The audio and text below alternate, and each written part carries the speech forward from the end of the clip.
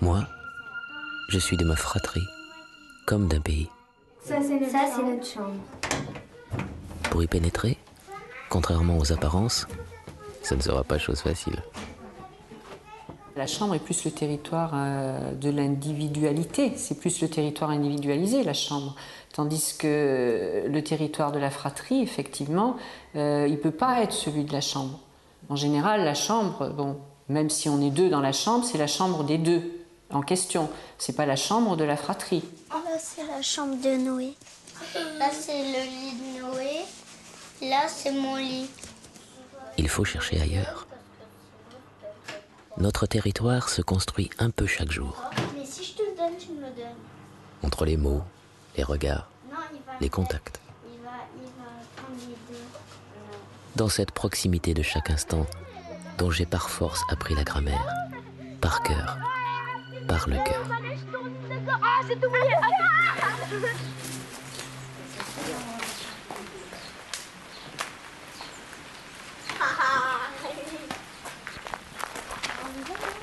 Aïe, arrête, tu me fais mal.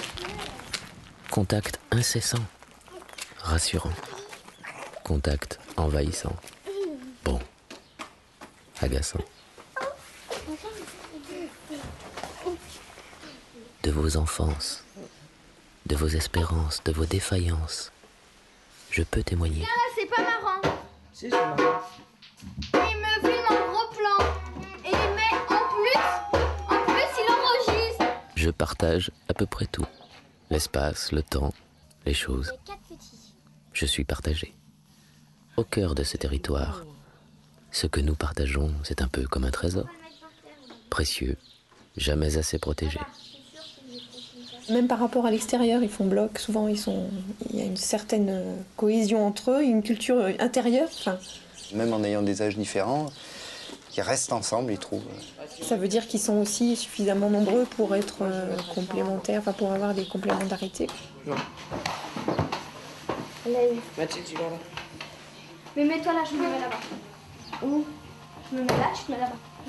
Cette fratrie, elle est pour eux le lieu d'apprentissage que dans un groupe, on n'est pas seul, que dans un groupe, on ne peut pas avoir des relations qui sont uniquement entre deux personnes, que dans un groupe, les relations, elles sont forcément interdépendantes. Bah non, par contre, tu me montres pas ton jeu à lui. Ah, mais c'est bon, je m'en souviendrai plus. Non. Non, mais il faut qu'elle apprenne quand même. Aïe. Va demander à maman alors.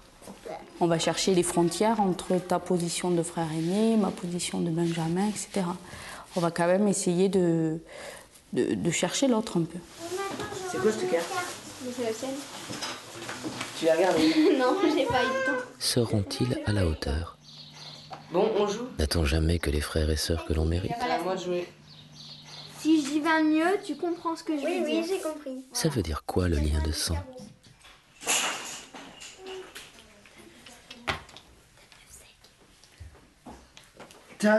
Les enfants d'une fratrie, quelle qu'elle soit génétique, qu'elle soit adoptive ou qu'elle soit recomposée, les enfants n'ont pas choisi d'être frères et sœurs. C'est une contrainte qui pèse sur eux. Mais néanmoins, à l'intérieur de cette contrainte, ils vont s'élire les uns les autres comme membres de la fratrie.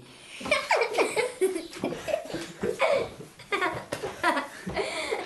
va être la couleur demandée. Et lui, c'est lui qui est là. Ouais, regarde.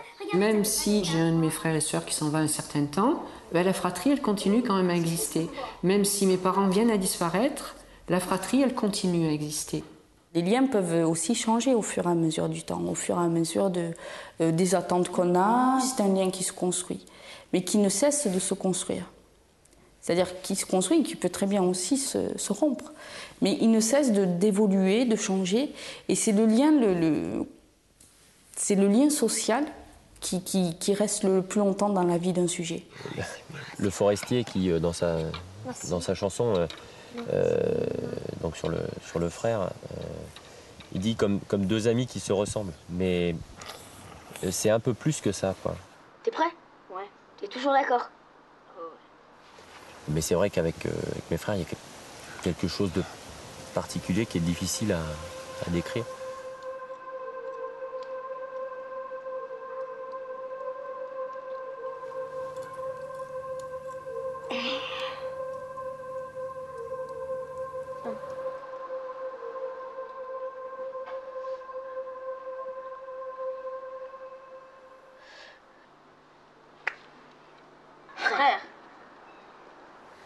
C'est quelque chose qui en dépit du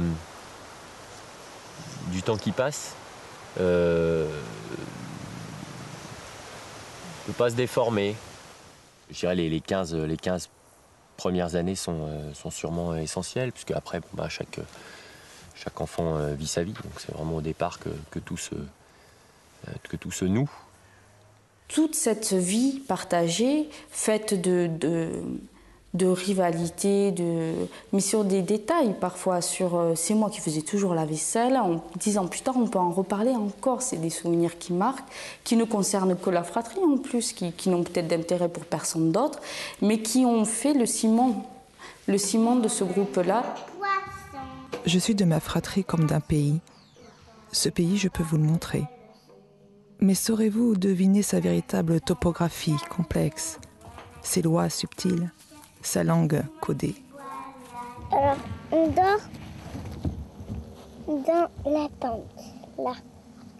Il faut rapprocher. Rapproche.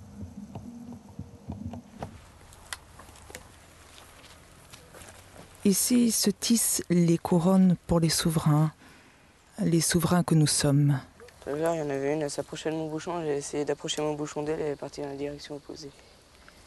Dans la direction de quoi? Opposée. Ça veut dire quoi? Inverse. Voyez, ce royaume se cache sous la surface miroitante de la vie qui court.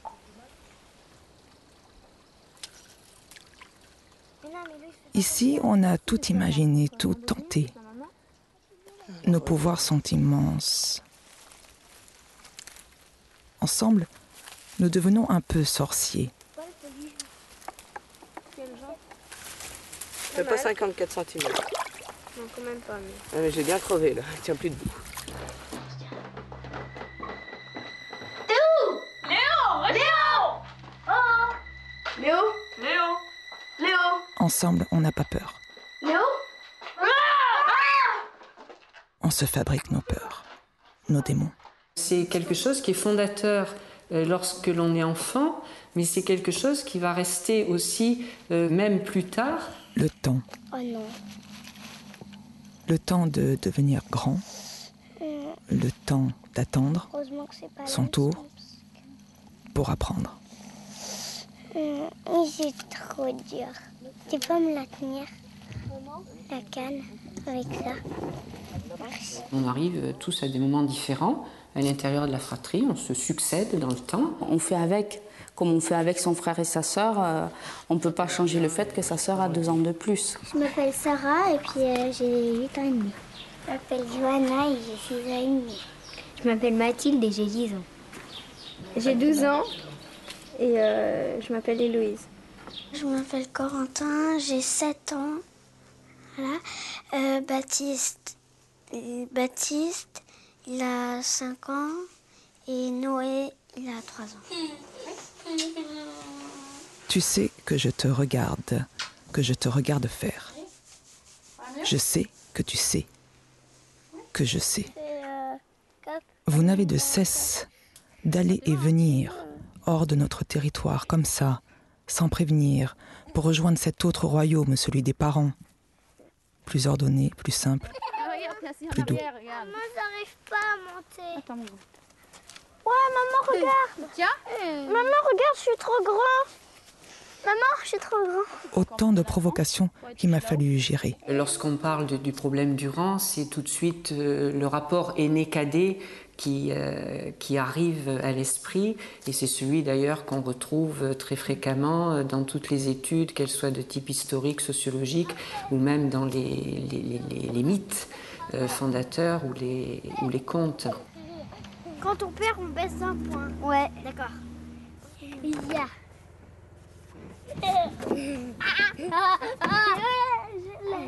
C'est à toi. J'ai un point, t'as un point. D'accord.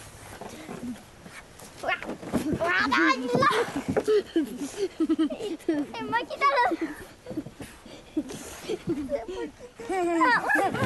Non, si t'as un. T'as un. Deux. J'ai trois. T'as un. Mais non. T'avais deux. Il y avait deux. Alors t'as un. T'as perdu. J'ai gagné. T'as pas compris. Moi j'ai 3, toi t'as 2. Oui. Alors, tu vois que je suis plus fort que toi. Il faut quand même la référer à l'histoire et à la dimension sociologique aussi et au poids de ce que les règles sociales ont fait peser sur ce couple cadet-aîné pendant des siècles, et notamment jusqu'à la Révolution française, puisque jusque-là, l'aîné était le seul qui héritait de l'ensemble du patrimoine familial. Alors, aîné, entendons bien, sans E. Non, mais je vais la prendre. Mais c'est bon, je peux le faire, non? Non. Pourquoi j'ai pas Je te fais pas confiance. Désolé, mais il y a plusieurs trucs qui ont cassé par ta faute. Par ma faute? Les aînés vont avoir des rôles de meneurs. Je vais descendre. Je peux pas le faire, non, c'est interdit. Non, Héloïse. J'ai rien cassé, alors je vois pas pourquoi tu me dirais ça, alors. Ils contrôlent les ressources, ils guident l'enfant. Ça, plusieurs études le montrent. Si ça casse, après, je vais être énervé, je vais te taper dessus, alors c'est pour ton bien. Le cadet va avoir un rôle de suiveur, c'est-à-dire qu'il va imiter l'aîné. Je suis entre mes deux frères et on se suit d'un an. Cadet, ça veut bien dire celui qui vient après l'aîné, donc c'est le second. Lui, il va créer la fratrie. Avant lui, il n'y avait pas de fratrie. Et quand il arrive, il donne existence à une entité qui est la fratrie. Mais le problème pour lui, c'est que cette place spécifique, elle est inextricablement liée au fait qu'il y a un aîné. Vous vous souvenez, c'était toujours moi qui acceptais de mourir. J'ai compris. Non, mais je suis mort.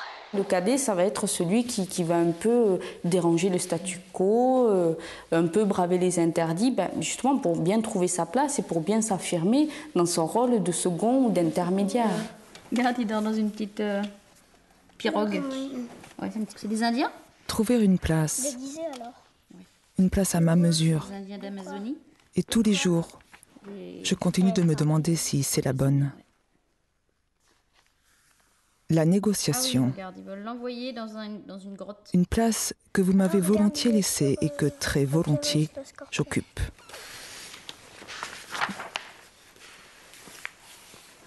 Et on construira ce qu'on veut. Ouais, on mettra un petit coffre pour ranger ouais, les affaires. Si on a le coffre, tu fais, alors on fait la...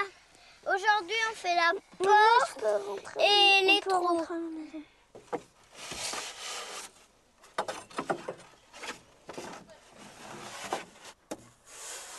Je fais cette planche.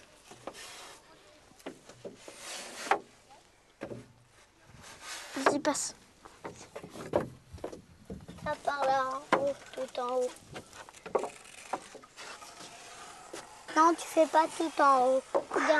Regarde, je te mets en bonne position et tu fais. Tu mets. On a des places, qu'on se construit aussi nous-mêmes, qu'on s'approprie. Et effectivement, on peut être tenté de voir être aîné, c'est comment, et puis vouloir avoir du pouvoir sur son aîné. Il va se jouer une relation particulière entre aîné et cadet, d'échange de rôle, de négociation de place. T'as fini ton ménage, Baptiste? Le cadet peut aussi trouver par rapport au plus jeune un rôle d'aîné. Et s'occuper de lui, le prendre en charge.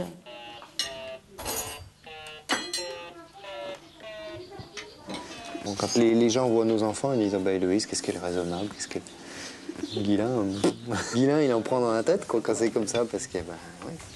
Enfin, des fois, on nous dit il a pas un caractère d'aîné, quoi.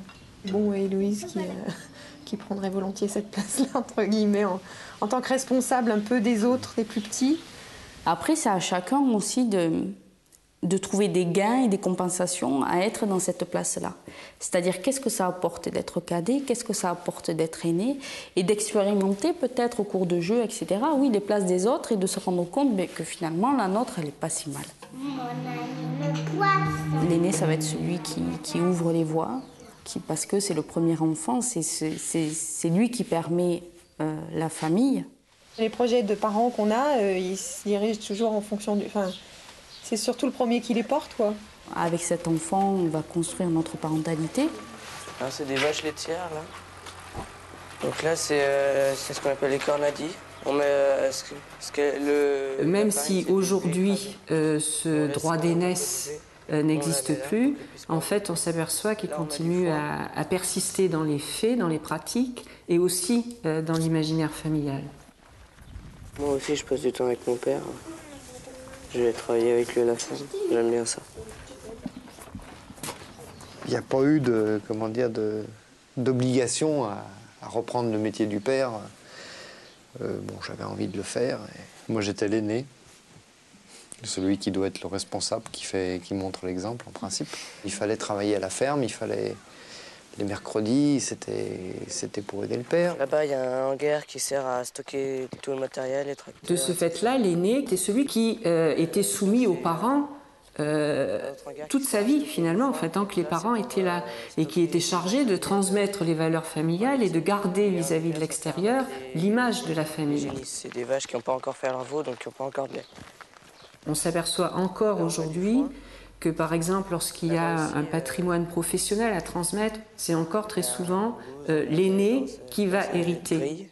Par-dessus, elle tombe dedans et elle va dans un grand trou, là-bas, ça s'appelle une fosse à lisier. Être aîné, c'est quoi? En fait, on se rend compte c'est prendre des responsabilités, parce que souvent, quand même, ce qu'il faut dire aussi, c'est que les parents délèguent beaucoup à l'aîné, que ce soit dans la surveillance des enfants, que ce soit pour les devoirs ou pour les occuper, etc. Donc, il y a beaucoup de charges mentales qui pèsent sur l'aîné. Mathilde, tu veux pas venir tenir la canne à pêche 2 secondes, s'il te plaît? Mathilde. Ils se font un peu le relais de la pression parentale, c'est-à-dire peuvent faire preuve d'autorité vis-à-vis du cadet qui peut très bien ne pas le supporter. Tiens, quand même, je vais chercher 3 trucs.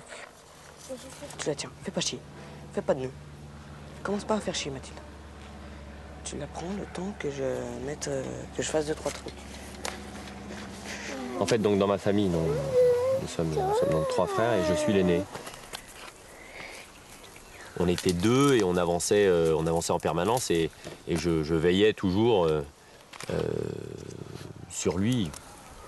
La fratrie, c'est le lieu où on fait l'expérience des ressemblances et des différences. Je ne peux pas construire mon identité face à quelqu'un qui serait totalement différent de moi, face à quelqu'un sur lequel je ne pourrais pas trouver un point d'appui de similitude pour pouvoir creuser les différences. Moi, je peux monter plus haut. Non, parce que tu vas te casser la figure. Non. Même si je suis semblable parce que je porte le même nom que mes frères et sœurs dans la fratrie, j'en suis différent parce que j'ai un prénom. À certains moments, effectivement, je vais être plus en rivalité pour essayer de me différencier, et par d'autres moments, je vais être plus en connivence parce que je vais vouloir être plus comme. Je suis pris perpétuellement dans ce jeu de paradoxe de vouloir être comme, mais de vouloir être différent d'eux. Et ma sœur a 2 enfants et bientôt un 3e. Mais elle a commencé plus tard. Oui, je pense qu'elle a aussi des rêves de grande famille, pareil. Enfin, je pense peut-être un peu les mêmes désirs, je crois. Ces autres moi-même. Faire pareil et puis envisager d'autres possibles. Faire différemment et évaluer en comparant. Nous n'avons de cesse d'ajuster nos existences. Pourtant, il n'a pas pris de leçons. C'est quoi? Youpi. Couper les patates. Ah non, non. Ah, c'est les couper, c'est bon. Bah moi, tu fais ça. Moi, j'étais la dernière. Peut-être celle qui avait plus de liberté, plus le droit de s'exprimer, j'en sais rien aussi. Arrête, Joanna. Le Benjamin est celui qui va clôturer dans le temps et faire que la fratrie aura pris existence dans un temps donné. Bon, il a une place spécifique aussi du point de vue des parents parce que c'est celui qui met un terme à leur cursus de procréation. Alors, résolument affranchi des obligations et des convenances.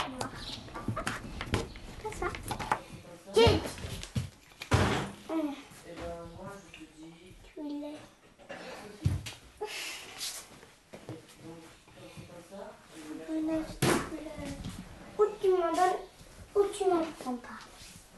Ou tu le fais avec moi, t'en prends pas. D'accord. Aïe.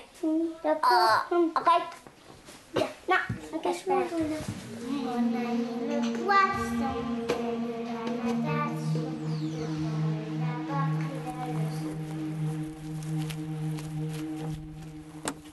Tout au fond de notre territoire, quand je veux, comme je veux. Je suis le gardien du savoir magique que vous m'avez confié. On oublie parfois que c'est le petit dernier parce qu'il évolue tellement vite et plus vite parce que deux grands frères. Les parents revendiquent de traiter de manière égale leurs enfants. Mais on peut se demander ce que ça veut dire. Aînés, cadets et Benjamin n'auront pas eu les mêmes parents. Parce que les parents ils vivent différemment chaque parentalité. Les parents n'ont pas le même âge, ils n'ont pas les mêmes ressources socio-économiques pour chacun des enfants, ils n'ont pas la même expérience. Ou le même rapport de couple avec son conjoint. T'es fatigué, bonhomme. Ce que recherchent les parents, effectivement, c'est l'équité dans le traitement de leurs enfants. Non, tu attends, Baptiste, d'accord? On a dit chacun son tour. Fini ta tartine. Quand tu auras fini ta tartine. Seulement, le problème, c'est que l'équité se réfère à des normes de justice. Est-ce qu'ils vont se référer à des normes d'égalité? Ça peut être une norme. Est-ce qu'ils vont se référer à des normes de distribution selon le mérite? C'est-à-dire qu'on va donner à celui qui fait le plus d'efforts pour réussir? Ou bien est-ce qu'on va se référer à des normes de justice qui sont plus de l'ordre de la redistribution sociale? Il n'était pas parti au ping-pong. Donc il y a des rôles que chaque enfant va s'assigner et des rôles qui vont lui être assignés extérieurement par les parents. Il y a une contrainte hebdomadaire et il doit faire une traite avec moi. Bon, ça, Guilain, c'est ça. Bon, il a eu ça à partir de la 5e, donc Héloïse va rentrer en 5e et elle aura droit. Pareil. Il n'y a pas de raison. Un parent aîné va être beaucoup plus préoccupé par son aîné en essayant de ne pas lui donner trop de charges, de responsabilités, parce qu'il en aura eu beaucoup et que ça lui avait vraiment pesé.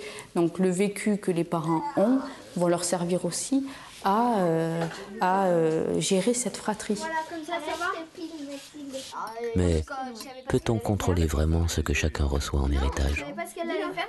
C'est vrai que chez toi, il y a surtout l'exemple de ton frère quoi, qui a mis très longtemps à se trouver. Et c'est vrai que la tendance un peu lourde, c'est de trouver Guilain dans le frère de Bernadette. La mamie, elle appelle des fois Guilain, elle l'appelle Jean-Marc. Quoi. Et ça ne nous veut pas, quoi, parce que bon, c'est deux personnes différentes. Mais bah après, c'est vrai qu'ils ont des traits communs, quoi.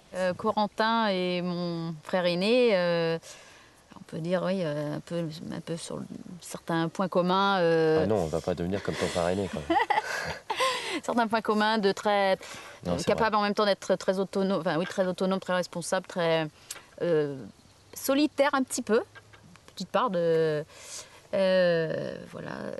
Et puis le deuxième, qui correspond à ma place, je pense avoir été bien plus difficile, c'est peut-être pas le terme. Et encore, je sais pas.